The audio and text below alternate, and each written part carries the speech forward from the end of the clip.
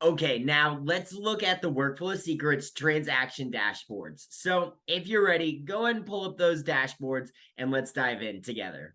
Within the commission pipeline dashboard, there is also a second setup that can be used to better understand your data represented visually when you're looking to identify key commission data to help you understand how your total commission is being broken up.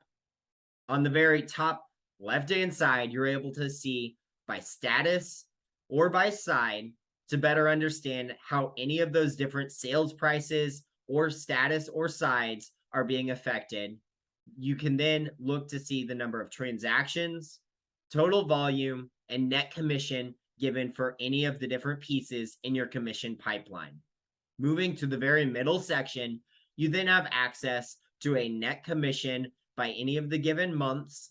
You can also hover over this and click the down arrow to drill down to specific closing dates, or the up arrow to move from months all the way to years to better understand that net commission for your commission pipeline.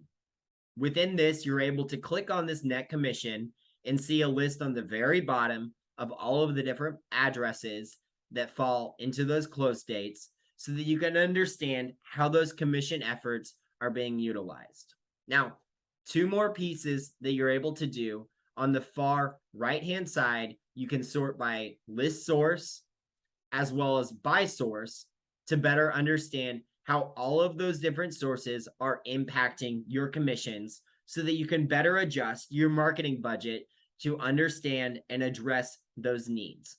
Now, the last feature in this pipeline dashboard is a drop-down date range menu so that you can filter by any given date range to better understand how those efforts are scaling over time. I hope you enjoyed today's lessons. These are the Workflow Secret dashboards. If you have any questions, feel free and reach out, help@workflowsecrets.info, and our team would be more than happy to get you taken care of. But until then, we'll see you later.